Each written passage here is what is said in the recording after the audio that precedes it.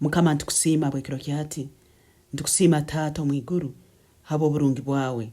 Ntukusiima bwako katugonza muno. Waleta Yesu Kristo atufera tuhe omukibi. Nabweke utwekirize Yesu Kristo tukafoka abana bawe. Kandi nk'abana bawe Mukama, ebinizo byone biri mu kigambo kyawe. Ebi byeitu Mukama wabakama. Ntukusiima abo bomezi bwaitu. Kandi ntwikiriza Mukama ngo musara muno noja kutusumura hali okusibwa kuona okwarugirire mbuzarwana bwaitu Mukama wange. Bibuli negamba ngo abayikirize Yesu Kristo okabaho obusobozi kuba bana ba Ruhanga. Nabwe kituli bana ba Ruhanga abokuba twikiriza Yesu Kristo nkomujuni waitu. Kandi ntwikiriza ngo busaho busibe bwona obukuruga mbuzarwana bwaitu, obukuruga mukayitu azalirwemu, obwino obusobozi kutuya ebinizo byawo mbomezi bwaitu. Ekiro kyati Mukama wabakama ntwehakana esagama obuzarwana bwaitu kuletwa okusibwa mu bomezi bwaitu mwibali ya Yesu. Ekiro kyati ntwehakana endagano zona ezakozerwa n'abasenkuru itwe mwibali ya Yesu. Endagano ezintu zehakana kandi tugamba tizina obusobozi abomezi bwaitu. Ntwangira endagano zona, ntwangira emikago yachwirwe hagati n'embandwa n'abasenkuru itwe n'abaisitwe mwibali ya Yesu. Ntwangira embandwa mu bomezi bwaitu mwibali ya Yesu. Ntwangira okusiba okwa Satani mu bomezi bwaitu. Ntugamba tuli bana ba Ruhanga, Mukama wabakama, omuhangi w'iguru n'ensi. Nuwogo otwesiga, nuwogo otwesize nabweki busaho ndagane za Satani ezino busobozi kukora mbomezi bwaitu okusibwa okuntwanga omwibali ya Yesu. Endwaire zona ezaleserwe endagano z'abasenkuru itwe bakozere n'embando endwaire ntuzehakana omwibali ya Yesu. Kandi ntuzeragere kiro kyati kuruga mbomezi bwaitu omwibali ya Yesu.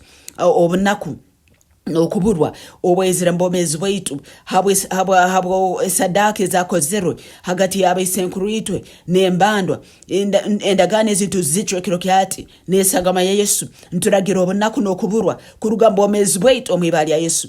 Bibuli negamba omunyanzi gweija kwiba kwita nokwerekereza baitu Yesu Kristo akaija tutunga obomezi kandi obomezi ombwijwire. Nabweke okwibwa okwa Satani kono okwezira mbomezi bwaitu habwe endagano zakozerwa n'abasenkuru itwe, habwe endagano n'embando ezakozere baiswitwe, endagano n'embando ezakozere bazere baitu. Ntubyangire kiro kyate mwibali ya Yesu. Obunaku nokuburwa okwibwaho ebintu byaitu byona okwezira mbomezi bwaitu habwe endagano ezi ntubeyakane kiro kyati, ntubeyakane kiro kyati, ntubeyakane kiro kyati. Ntuchwa amani agomnyazi gwa Satani, amani aganya kutuibaho obusinge, amani aganya kutuibaho ebirungi ebya Mukama yategekira obwemezi bwaitu. Ekiro kyati amani agontugacho, ekiro kyati amani agontugacho na amani aga Yesu Kristo omwibali ya Yesu. Ntwangira amani agokwibwaho ebyaitu omwibali ya Yesu. Ntwangira amani aganya kwerekereza ebyaitu, agahwerekeriza obusinge bwaitu,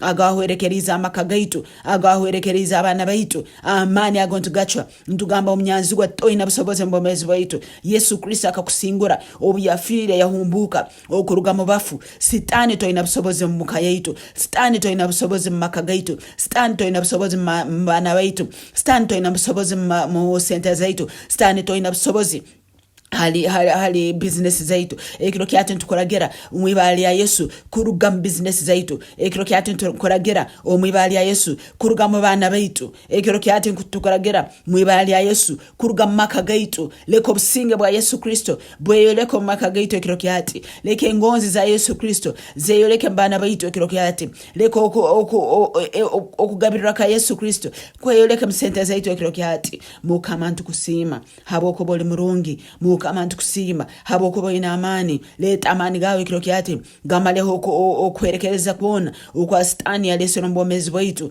Bibuli negamba ngo omnyanzi gweja kwita ntwangira kufa obwira bwaitu butakayikiro mwibali ya Yesu. Obuturama turubata mu mahanda accident ntuzangira mwibali ya Yesu Kristo. Ntwangira kwitwa abasoma, ntwangira kwitwa abarogo, ntwangira kwitwa abasirusiru abatamanyire ebintu bya Ruhanga omwibali ya Yesu Yesu Kristo tutujja kufa obwire bwaitu bwa Mukama yategekire butakahikire. Bayibuli negamba ngo arafaga akyali omulinywe arafaga ine emyaka 10. Mukama tukusima hako ntujja kuomera emyaka nyingi omumaiso mwibali ya Yesu. Ntwanga kuitwa sitani omwibali ya Yesu Kristo mwana rango mumezi. Ntwejeke sagama ya Yesu, ntujwale sagama ya Yesu omnyanzigwa tiyaturole. Ntujwale sagama ya Yesu erise ribe byori omnyanzigwa tiyaturole omwibali ya Yesu. Tuserekerwa hasi esagama, tuserekerwa hasi ya kituru yekyama papa garhango mumezi. Ai Mukama ntukusima habo kubibara lyawe niro rukomera rwaitu. Bayibuli negamba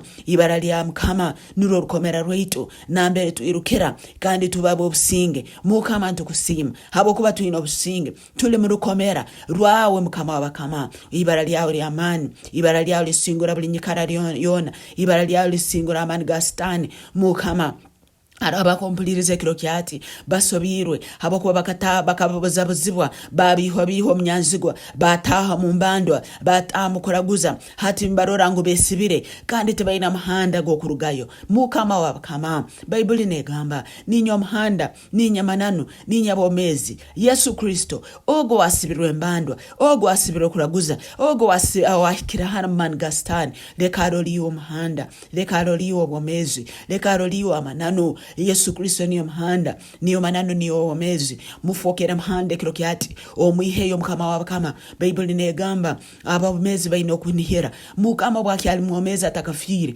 ayino kunihira ekiro kyati mutero mhanda go kwiruka sitani ekiro kyati mutero mhanda go kwiruka embandwa ekiro kyati mutero mhanda go kujunwa. Ai Yesu omujunwa w'abantu bona mufokera omujune ekiro kyati omuntu ogo owabuzabuzibwe owabulira mu mbandwa. Mukama ntukusima habo kuba niwe gwanya kusumura osumura abantu bona basibirwe. Bayibuli negamba obu wagenzera n'abegeswa bawe wasanga omusaija owakaba narara mu bituro asibirwe enjegere baitu wamusumura kandi obongo bwagaruka. Mukama akaba ine emizimu nyingi emizimu yekweta legion baitu Mukama abakama emizimu egi niyo ina amani agogibinga mbantu. Ai Mukama ekiro kyate ninsabira bona abejire emizimu abejire kirima abali mumbandwa abasibirwe sitani abasibirwe endwaire abatakurora kyererezi mbarore kirima kyonka. Ai Mukama ekiro kyate boleka amananu omnyanzigwa babihire ngunaja kubaho bugaiga ngunaja kubaha amani ngunaja kubaho obomezi baitu mkikalo ky'obomezi abahire kufa. Ai Mukama ntusaba Mukama okubiho kwa mnyanzigwa oku leka Mukama bahemo amananu habo kuba Yesu Kristo niyo mananu mwibali ya Yesu. Abandi ababihire yabayiha hendwire kandi yabaho obunaku abandi bagenzera omukoraguza batwara yobunaku bayiha yoburwaire abandi bagenzereyo batwara yoburwaire ngo bakire bayiha yokuferwa abana babo. Ai Mukama ekiro kyati leto kuchungurwa niyo muchunguzi waitu niyo Mukama nyakutugaramo bomezi. Mukama abakama yaho kufa ekiro kyati ombomezi bomusaijogo yaho kufa ekiro kyati ombomezi bomukazi yogo. Mukama wabakama ababulindwe mumbandwa Yesu leta amani gawe leta amani agasumururwa. Mukama wabakama leta amani abamnibatina mbagira ngo obarayirukayo omnyanzigwa naja kubaita baitu tumanyire Mukama wabakama nguni wa ina amani tosobora kubaleka Mukama tosobora kubalekero bararugayo ekiro kyati Mukama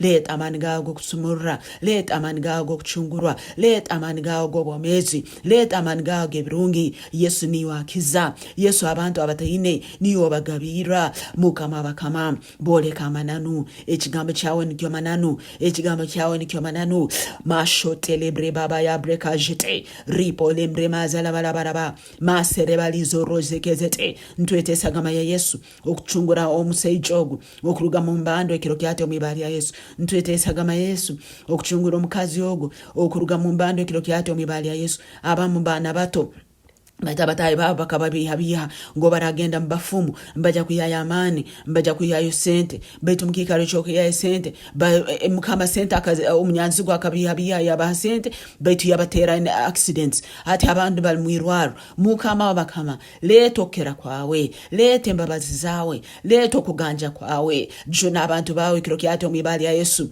Bayibuli negamba okaija kutujuna okutuyamukirema niyo obomezi niyo kererezi niyo mukama wakama. Yesu tukorozere no kiza, Yesu tukorozere no hayo, Yesu tukorozere no chungura. Chikoro msejo ne kirokiati, chikoro mkazi yo ne kirokiati. Bo tabaleka nkoko babaine mukama wakama. Leta amani gawo a Yesu, leta mbabazi zao mukama wange, leta okuganja kwawo a Yesu, mukama wakama. Ijamani gawe kirokiati omibali ya Yesu, orwanisa amani gona gomnyanzugwa agali mu mwanya agakusiba omusaijono, agali mu mwanya agakusiba omukazi ono omibali ya Yesu. Leta abamaleka bawe nebitare byomuro, leka barwanisa abanyanzugwa bona abali omubikare bya haiguru omibali ya Yesu. Bible negamba tuturwanisa mubiri nesagama, baitu turwanisa abamani abali omubikare bya haiguru kirokiati omibali ya Yesu. Ntusiba abamani abekirima abali omukikaro ambikare bya haiguru omibali ya Yesu. Ntuteranse amani gabo ntugamaramo nesagama Yesu omwana ruhango momeze